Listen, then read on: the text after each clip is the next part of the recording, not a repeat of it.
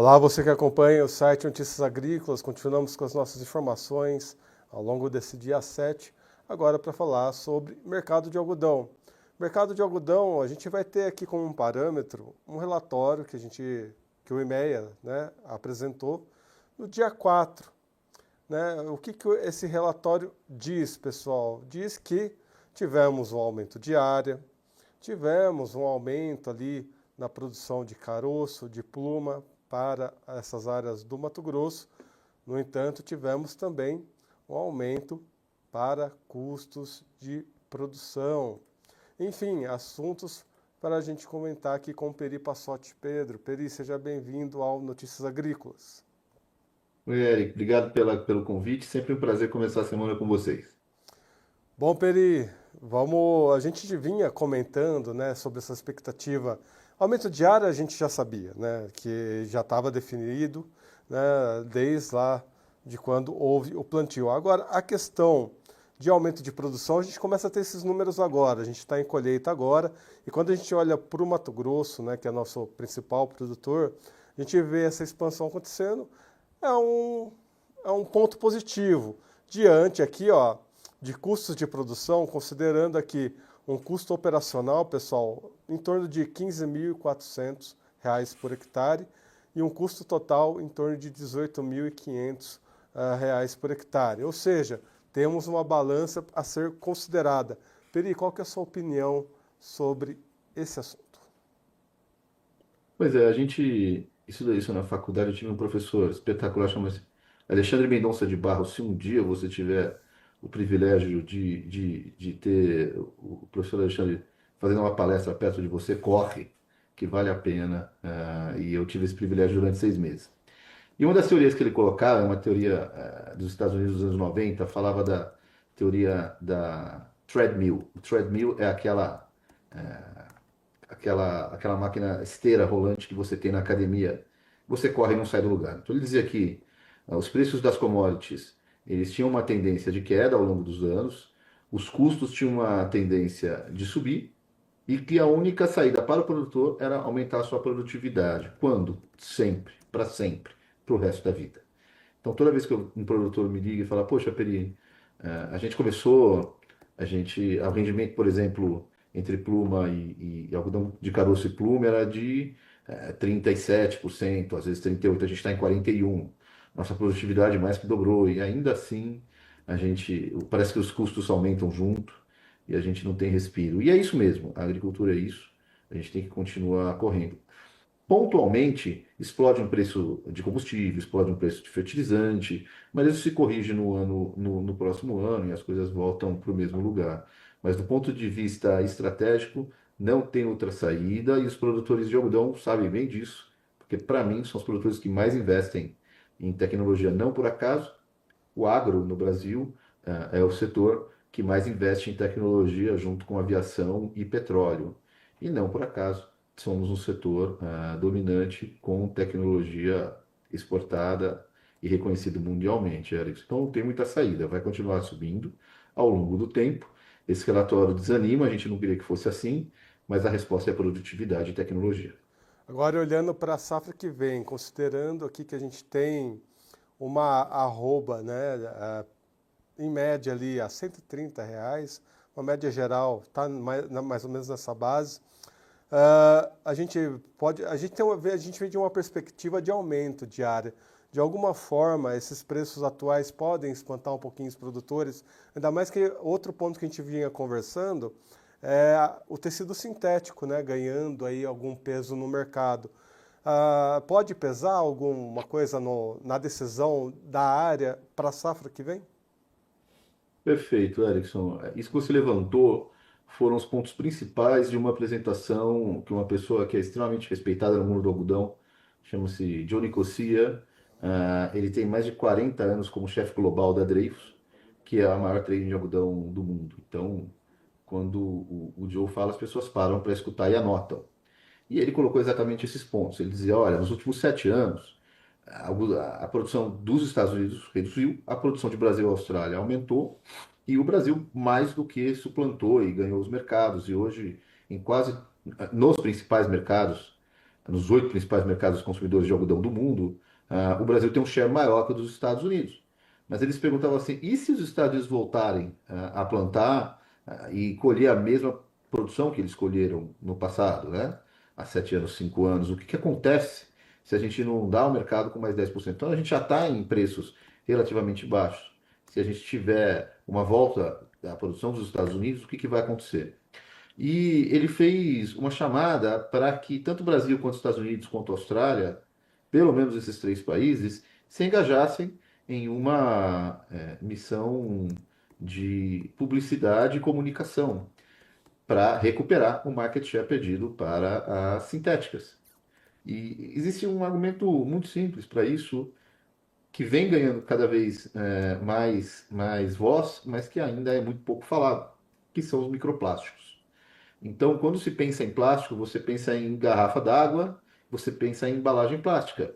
Mas uma coisa que pouca gente sabe é que toda roupa feita com tecidos sintéticos na história da humanidade ainda existe de uma forma ou outra. Enquanto as roupas de algodão, uma vez descartadas, se degradam às vezes em meses, no máximo em pouco mais de 2 anos. Então, esse acúmulo, ele tem que ser levado em consideração. Ele vai acabar no mar, do mar ele vai acabar nos animais. E tem estudos de universidades australianas mostrando que quando eles procuram microplásticos no cérebro das pessoas que morreram, eles encontram ao redor de 7 gramas, que é mais ou menos o peso de uma esponja. Esse microplástico está se acumulando nas pessoas, traz problemas gravíssimos, e uma parte enorme deles vem toda vez que você lava uma roupa sintética.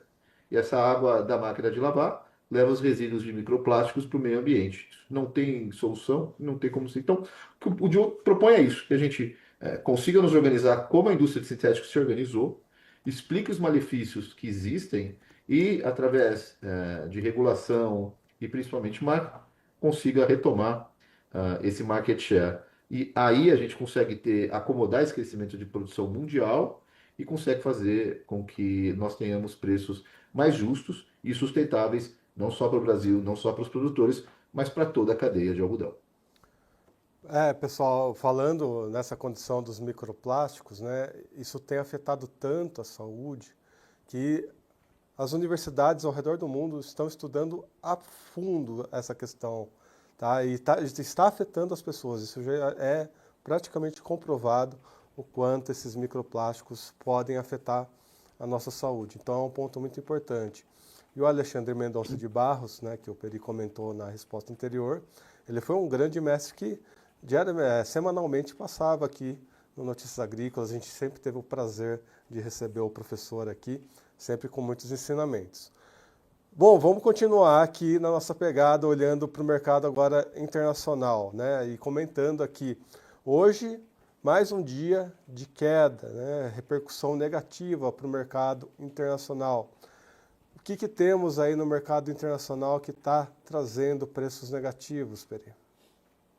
Nós tivemos um bombardeio muito sério no fim de semana, né? Da Ucrânia pela Rússia, e a gente tem as tensões de tarifa prestes a serem reveladas. Então, duas coisas aconteceram. Quando o Trump anunciou as suas medidas tarifárias no começo de abril, ele disse que elas seriam revistas e valiam até 9 de julho. Então, alguns países que ainda ele não definiu o que vai acontecer, teoricamente, nos próximos 2 dias, ou ele anuncia o que vai ser definitivo, ou ele prorroga esse prazo lá para frente. Mas alguma definição a gente deve ter nos próximos 2 dias, mesmo que seja que a definição seja que não vai haver definição. Então, esse sentimento de incerteza traz volatilidade para os mercados, e com certeza não é bom para nós. Por outro lado, ele também anunciou que países que fizessem parte do BRICS teriam uma tarifa extra de 10%. E os países que fazem parte dos BRICS são grandes produtores de algodão. Se você pegar a Índia e China sozinhos, eles consomem metade do algodão do mundo, se você somar esses dois. Isso sem falar em Brasil. Então, essa incerteza, Edson, infelizmente, faz parte do governo Trump. Foi assim no primeiro mandato dele. Eu costumo brincar que você abre o X, né? o Twitter e hoje você tem um mini infarto a cada 10 minutos. Vai continuar assim e enquanto a gente não tiver uma definição tarifária válida por pelo menos 3 anos até o fim do mandato dele, nós vamos ter dias como esse em que ele faz anúncios no final de semana. Geralmente os anúncios são no final de semana para ele não ser ou fora do mercado, né? Para que ele não seja acusado de tomar alguma posição e anunciar e se beneficiar disso. E as segundas-feiras costumam ser assim. O lado bom é que não falta emoção, viu? A gente está sempre com notícias novas e para quem é consultor e jornalista, não falta assunto.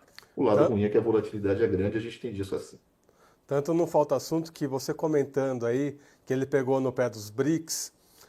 Porque, pessoal, existe um assunto correndo por fora, a gente tem que analisar muito bem. A Rússia, em um determinado momento, tentou fazer uma bolsa paralela para grãos.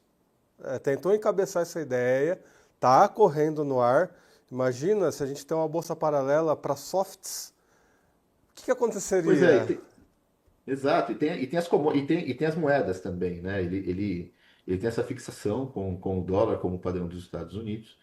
Ele tem uma preocupação muito grande de que os BRICS façam uma moeda paralela e que essa moeda passe a ser usada como reserva por alguns países. Isso realmente iria mudar algumas coisas que ele não quer ver mudadas. E além disso, a gente começou como BRICS, mas hoje a gente não é mais BRICS, né? Nós temos países convidados e países convidados que não necessariamente são muito queridos pelos Estados Unidos, entre eles o Irã. Então, tudo isso faz com que o BRICS não esteja na lista de Natal do Trump, Erickson. Então, a gente tem que conviver com essa volatilidade e o mercado indo para cima e para baixo dessa maneira. Bom, possibilidades aí, né, que inclusive o Peri comenta em outros canais de comunicação. Deixa aqui um espaço para você divulgar um pouco o seu trabalho, Peri. Obrigado, Erickson. Então, eu estou falando um pouquinho. Foi uma fala de 1 hora de Unicosia, como eu disse para vocês. A gente está colocando no canal isso de uma maneira mais didática. A gente também explica outros fundamentos no mercado de algodão. Quem quiser dar um pulo lá, Peri Pedro, e você vai se informar e vai ficar sabendo um pouco mais de profundidade de alguns assuntos que a gente aborda aqui de uma maneira informativa. Muito bem, Peri. Muito obrigado pelas suas informações. Seja sempre bem-vindo aqui ao Notícias Agrícolas. Obrigado a você, é sempre um prazer trabalhar juntos. Uma ótima semana para vocês. Ótima semana. Você continue conosco aqui ao longo do dia. Lembre-se, se inscreva no canal, ative o sininho, deixe o seu like. Isso ajuda o canal a crescer e você recebe notificações quando o vídeo novo vai ao ar. Visite também a nossa home, noticiasagricolas.com.br. Vou ficando por aqui, até uma próxima.